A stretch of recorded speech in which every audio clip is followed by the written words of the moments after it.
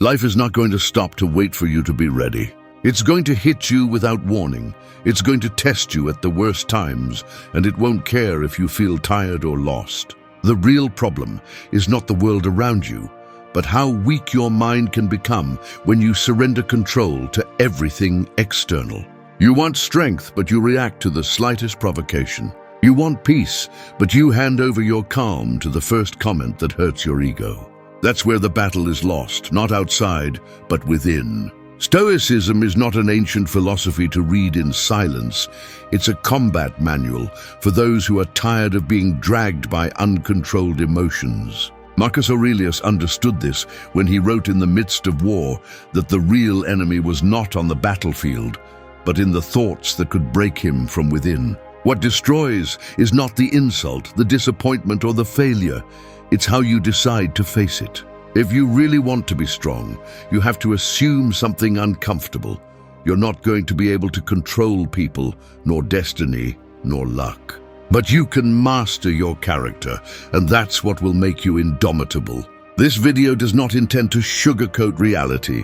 What you're going to hear is not comfortable or soft, because strength was never built with sweet words. Here you're not going to find empty promises or hollow motivational phrases. We're going to talk about what it means to toughen the mind, train emotional discipline, and make character your best armor. These are 8 practical lessons to turn fear, disappointment, and provocations into fuel for growth. Either you strengthen yourself or you're at the mercy of chaos.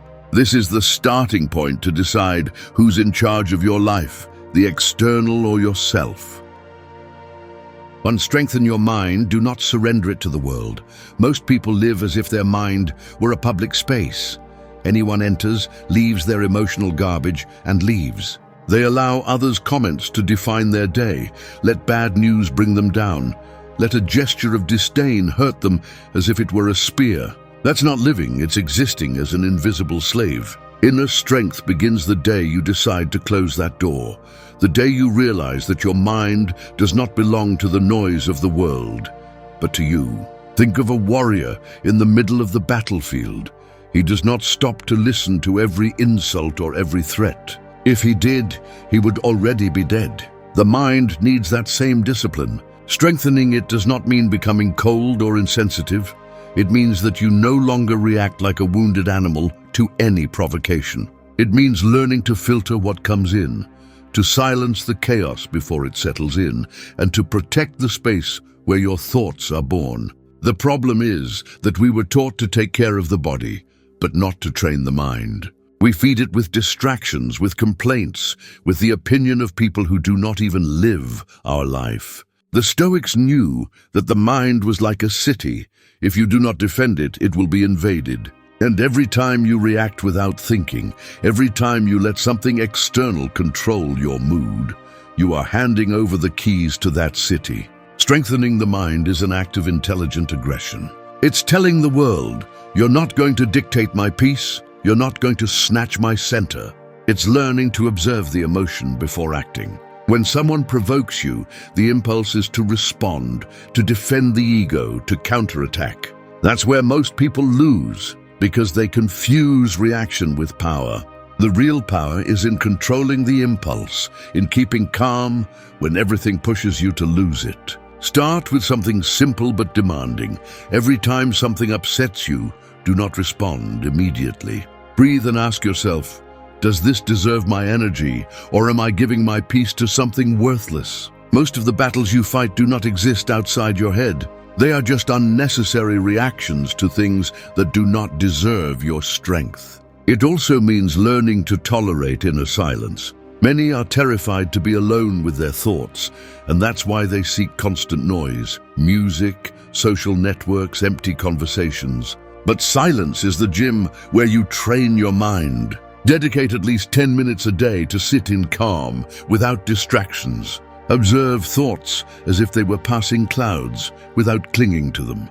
At first it will be uncomfortable, but over time that discomfort turns into clarity and mastery.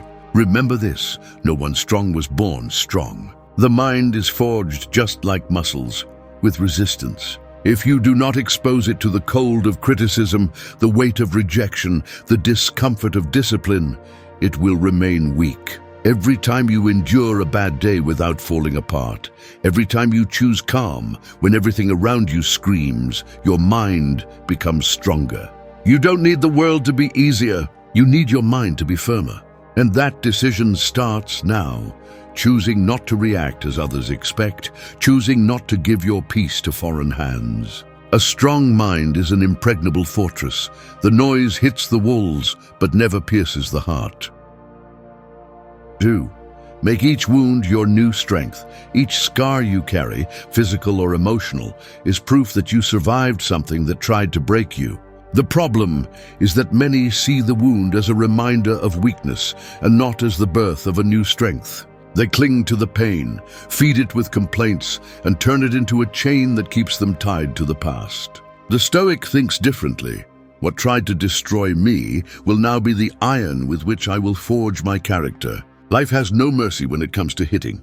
It snatches people, dreams, confidence. And when the blow comes, the easiest thing is to sink into self-pity, to believe that this wound is a sign that you will no longer be able to get up the same. But the truth is different. You are not weak for having been hurt. You're only weak if you decide to stay on the ground. Scars do not make you less. They remind you that you are still here. The Stoics taught that suffering is inevitable, but useless suffering is optional. Each wound is a disguised lesson. Abandonment can teach you independence. Betrayal shows you where to set boundaries. Loss reveals how fragile everything is and how valuable each moment is. But these teachings only appear when you stop asking, "Why me?" and start asking, "What can I learn from this?" Imagine a tree battered by wind and storm. Its branches break, but its roots cling deeper to the ground. Those blows make it stronger for the next season. This should be your mindset, that each pain forces you to delve into your strength, not to break inside. The problem is that many choose to keep looking at the broken branches and forget that new ones can grow. To transform the wound into strength, you must first face it without disguise. It is useless to ignore it or pretend it does not hurt. Accept it, feel it, but do not stay there. Then do the work that many avoid. Ask yourself what part of you needs to change so that this blow does not knock you down again. Maybe you need more discipline. Maybe learn to set boundaries. Maybe let go of unrealistic expectations. Whatever the wound teaches you, turn it into a new emotional muscle. A Stoic practice you can apply is to write down what hurt and next to it note what you learned from each situation. Not to relive the pain, but to clearly see the map of your growth. It also helps to change the question you ask yourself in difficult times. Instead of saying, "This destroyed me," say, "This trained me." Language shapes perception, and perception shapes your strength. The aggressiveness of life cannot be avoided, but you can decide what to do with the damage received. Each wound that you manage to turn into wisdom becomes a piece of your inner armor. There comes a point where wounds no longer scare you, because you know that from each one you will come out with more metal than before. Remember, pain is inevitable, but suffering forever is a choice. If you let each blow make you tougher, wiser, and more serene, the day will come when the storms that once knocked you down will barely be able to move your roots. That is true strength, not the absence of wounds, but the power to transform them into your greatest strength. 3. Bend without breaking. A tree that resists the wind without giving in ends up breaking. On the other hand, the one that leans enough survives the storm. Inner strength is not being rigid. It is learning to bend when life demands flexibility. Many people confuse strength with hardness. They think they should never give in, that showing flexibility is a sign of weakness. But the reality is different. The fragile is what breaks. The strong is what adapts without losing its essence. Stoicism teaches that we have no control over most of what happens to us, but we do over how we respond. Being rigid in the face of the inevitable only increases suffering. When you cling to things being exactly as you want, you become a prisoner of your expectations. And when reality doesn't cooperate, you break. True strength lies in staying firm in your essence while adjusting your path to circumstances. Look at the rivers. They navigate mountains, go around rocks, divert when necessary, but never lose their final destination. The sea. That is the attitude of the flexible. They yield to temporary obstacles without losing direction. Those who insist on fighting against everything end up worn out and bitter. Bending without breaking means accepting that pain, changes, and failures are part of life, but you don't let them define you. It's understanding that you won't always have control, but that doesn't mean you're going to give up. It's learning to say, this didn't go as I expected, but I'm moving forward. This kind of flexibility doesn't weaken your character, it makes it stronger, because it teaches you to survive without resentment. Most people suffer more from mental resistance than from the problem itself. They fight against the inevitable, a loss, an ending, an unexpected change. Instead of adapting, they cling to the past and break under the weight of their own stubbornness. A Stoic observes the situation coolly and asks, what can I change and what doesn't depend on me? What doesn't depend on you, you let go. What does you face? To practice this lesson in everyday life, start by accepting that frustration is not your enemy. Every time something takes you off your plan, make the exercise of stopping and asking yourself, am I fighting against reality or am I adapting to it? This simple questioning reveals how much energy you're spending on what you can't control. Another important step is training the mind to see changes as adjustments and not as defeats. For example, if you lose a job opportunity, instead of lamenting what wasn't, think about how to redirect your effort towards something new. Being flexible is not settling, it's using the energy of the fall to propel you in another direction. Bending without breaking also involves knowing when to be silent and when to act. Not everything deserves your immediate reaction. Not every battle deserves your energy. Sometimes the greatest strength lies in not resisting the blow head-on, but in moving with it until you find the right time and place to respond. Remember, water doesn't break and yet it's capable of wearing down rock over time. That's the mindset that will make you invincible. Soft in appearance, but impossible to destroy. Life is not going to stop pushing you. What you can choose is whether you break like glass or bend like bamboo and rise again. There lies the true strength in not allowing the storms to define your end. 4. Turn provocation into discipline. Most people fall into the same trap. They react as if every provocation was a call to fight. A single contemptuous look, a hurtful comment, or an injustice is enough for them to lose control and act impulsively. This is the terrain where the ego rules and serenity dies. But the real power lies in taking that spark of provocation and using it as fuel for your discipline, not for your anger. The Stoics understood that insults, criticisms, and attacks from others are tests, not orders. Each provocation is an opportunity to know yourself, to see how far you control your impulses. It's not about enduring humiliations, but about not giving your peace to the gestures of others. Provocation only has power if you give it permission to upset you. Imagine a professional boxer in the ring. He knows his opponent is going to try to irritate him, make him lose concentration so that he makes mistakes. If he falls into the trap, he stops thinking clearly and becomes an easy target. Provocation works the same way in life. If you let anger take the lead, you lose the strategy. Discipline, on the other hand, keeps you in control of your movements. Provocation may come from outside, but the reaction always comes from within. The problem is not the insult, it's the automatic response you give. Training emotional discipline means not acting in the moment of the blow, but learning to stop the impulse. It is in that brief pause between what happens and what you do where your freedom and your strength reside. A Stoic practice for this is to imagine that each provocation is a silent test. Someone criticizes you without reason. Are you going to defend yourself as if your honor depended on their words, or are you going to stay calm because you know who you are? Someone tries to provoke you with a mocking gesture. Are you going to fall into their game, or are you going to show that they have no power over you? Every time you manage to silence the impulse, you strengthen the muscle of discipline. Another way to turn provocation into discipline is to use that energy to grow instead of destroy. If someone underestimates you, don't waste time arguing. Show them with actions. If someone provokes you with words, use that inner fire to work with more focus and prove to yourself that you don't need revenge. The true revenge is silent progress. Don't confuse discipline with passivity. It's not about staying silent in the face of injustices, but about choosing the moment and the way to respond. Discipline is strategic. It knows when to act and when to ignore. Reacting without control is giving the provocateur exactly what they want: your energy, your calm, your time. Start seeing it this way. Every provocation you face without losing your composure is a silent victory. It's like lifting one more weight in the gym of the mind.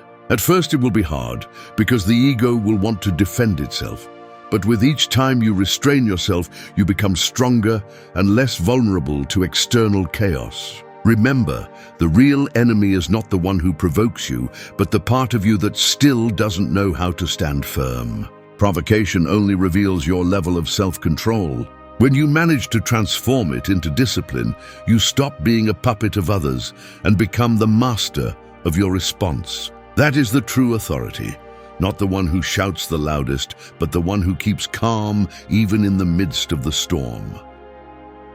5. Walk through fear.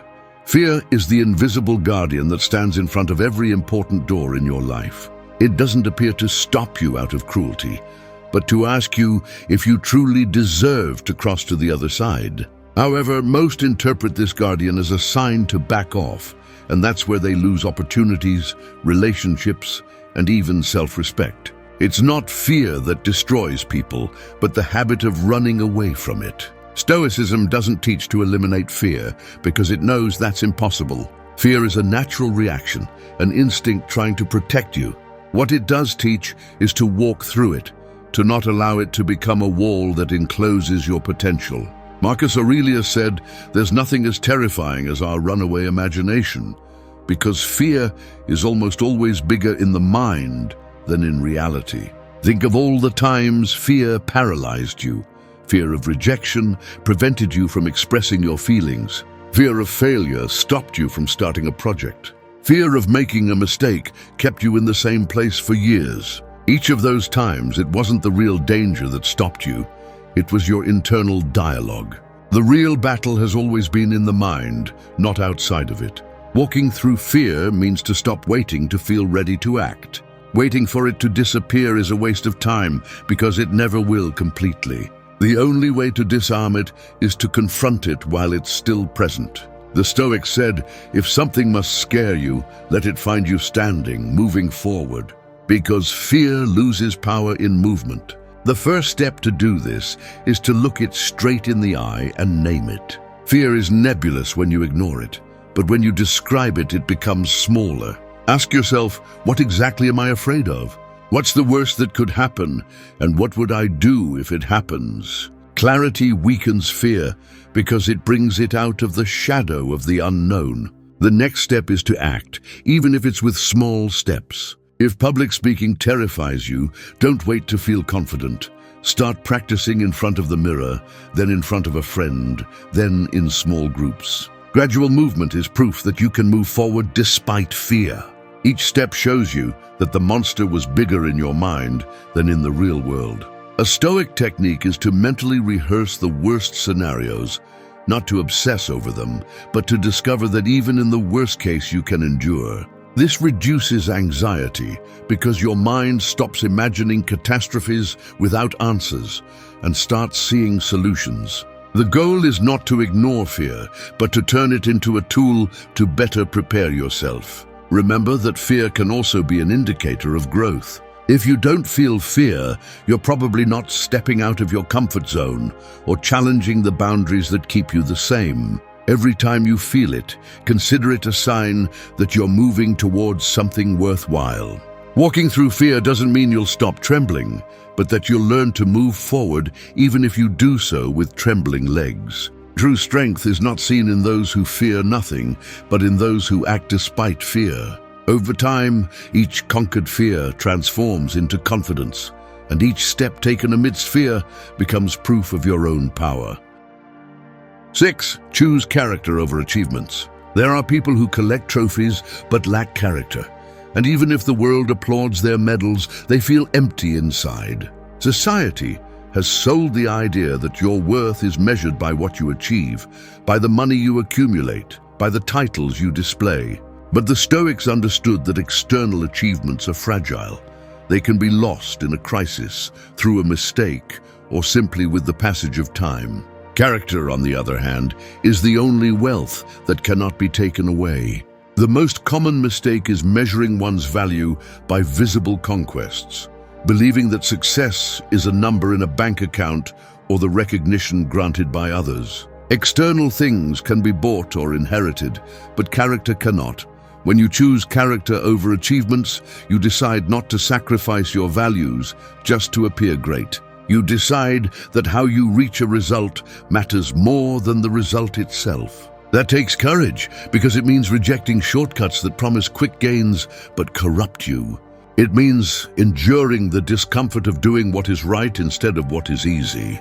Imagine two leaders, one who inspires with words but betrays his allies to climb higher, and another who advances more slowly because he refuses to betray his principles. The first may rise quickly, but when the winds change, he collapses, because his success had no solid foundation. The second builds slowly, but his power endures because it rests on the weight of his character. The Stoics insisted that virtue was the only true good. For them, courage, justice, temperance, and wisdom mattered more than any external victory. This does not mean despising achievements, but understanding that they are worthless if attained at the cost of your self-respect. To practice this lesson, you must ask yourself uncomfortable questions. How willing are you to sacrifice your peace for a goal meant to impress others? What good is reaching a high position if you achieved it by manipulating or stepping on others? How do you look at yourself in the mirror after betraying your own principles for recognition? To apply this in daily life, start by prioritizing your values in small decisions. Tell the truth even when it's uncomfortable. Keep your word even if no one notices. Stay disciplined even if no one applauds you. These actions shape your character and, in time, define the kind of success you can truly sustain. It also means learning to accept that some achievements will not come if you choose to remain honest. You may lose quick opportunities because you refuse to play dirty. And yes, that hurts. Choose to be respected rather than admired. Admiration can be clouded by rumors, but respect is earned through steady, consistent action. A strong character does not seek recognition. It simply becomes a standard others aspire to reach. Remember, trophies rust, titles are forgotten, wealth can vanish. But character leaves a mark that transcends time. When adversity comes, achievements will not sustain you, but your character will. That is why true triumph lies not in what you accumulate, but in who you choose to be while you build it. 7. Defend your peace above all else. You live in a world that demands you to react to everything, respond to the immediate message, have an opinion on every discussion, get involved in other people's drama. Defend yourself from every criticism. If you give in to this pressure, you will end up exhausted and empty, because you are giving away your most valuable resource, your inner peace. No achievement or relationship is worth it if the price is your mental tranquility. Peace is not found, it is protected. It is a space that you must guard as a sacred territory. The Stoics knew that external chaos never disappears, so they taught to fortify the interior. Marcus Aurelius wrote that true greatness consists in remaining serene amidst the noise. Serenity does not mean indifference. It means not allowing the ups and downs of the world to enter and govern your mind. Defending peace involves learning to set clear boundaries, even when they inconvenience others. Many people fear appearing selfish for saying no, but giving in to everything others ask for is a form of self-abandonment. Every time you accept an unfair deal, every time you engage in a pointless argument, you are giving up ground in your own mental space. To practice this lesson, start by choosing your battles carefully. Ask yourself before reacting, is this worth my energy, or will it only fuel a meaningless conflict? Most of the things that upset us are not worth it. Avoiding the unnecessary is one of the smartest ways to protect your balance. Another way to defend your peace is to be mindful of what you mentally consume. Social media, gossip, and drama-laden news are silent invaders. Everything you let pass through your eyes and ears enters your mind. If you don't control what you allow in, the noise of the world will follow you even in silence. You will also have to accept that there will be people who will not understand your decision to prioritize calm. Some will believe that you have become distant or cold, but you are not obligated to explain to everyone why you choose not to participate in their chaos. Your peace is not negotiable, and defending it requires the courage to disappoint others' expectations. Remember, maintaining peace is not a passive act, it is a constant discipline. It requires saying no when the impulse asks you to shout yes. It requires silence when the ego demands a response. It requires withdrawing when pride pushes you to stay. If your goal is to have a firm and untouchable mind in the face of the external, inner peace is your strongest shield. You lose when you believe that you have to react to everything. You win when you choose what deserves your attention and what does not. A serene heart is not a luxury. It is the condition for living with clarity in the midst of a world that will never stop trying to disturb you. 8. Be true to your essence. Nothing wears you out more than living a role to please others. Every time you pretend to be someone you're not, you lose a piece of your energy and move away from the strength you seek. Society pushes you to fit in, speak as they expect, dress as fashion dictates, think like the majority. And in the end, you find yourself surrounded by people who don't know you because you haven't even shown yourself as you truly are. Stoicism teaches that the most powerful freedom is not external, but the one to be who you decide to be without fear of judgments. The essence is that inner voice that knows what you value, what you are not willing to betray, and what makes you feel whole with yourself. Losing it is losing the center that holds your character.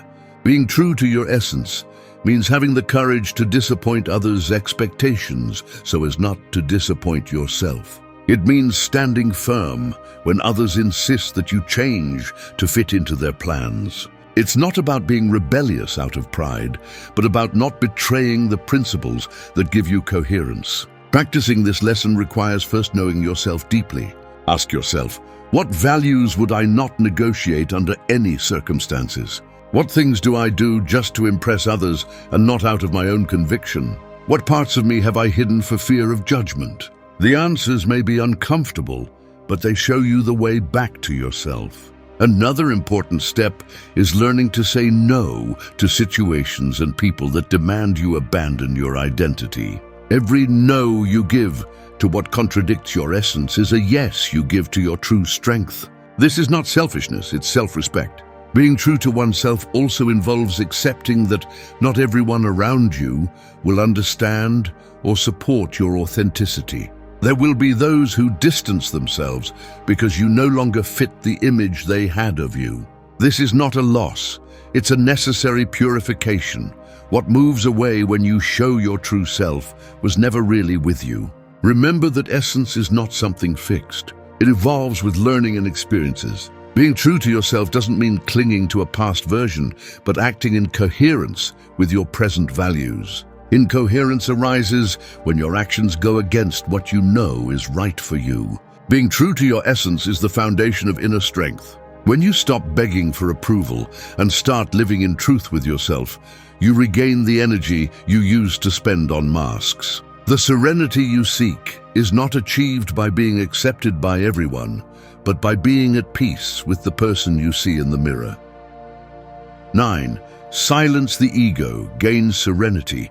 The ego is that constant noise demanding recognition, always seeking to have the last word and easily offended by the slightest criticism.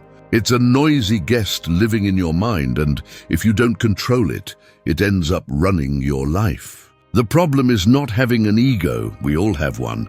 The problem is letting it speak so loudly that it drowns out the voice of reason. Stoicism teaches that one of the greatest sources of suffering is not the outside world, but the internal struggle against our own ego. It's the ego that makes you feel humiliated when someone doesn't give you credit, that pushes you to react impulsively to an offense, that makes you compete for things you don't even value. The more space you give it, the less peace you have. Silencing the ego doesn't mean demeaning yourself or allowing abuses. It means learning to silence that voice that wants to defend your pride at all times. It's about stopping reacting just to prove your worth, because your value doesn't depend on others' approval or winning arguments. Serenity is born when you no longer need to prove anything. Imagine a calm lake. It reflects the sky clearly.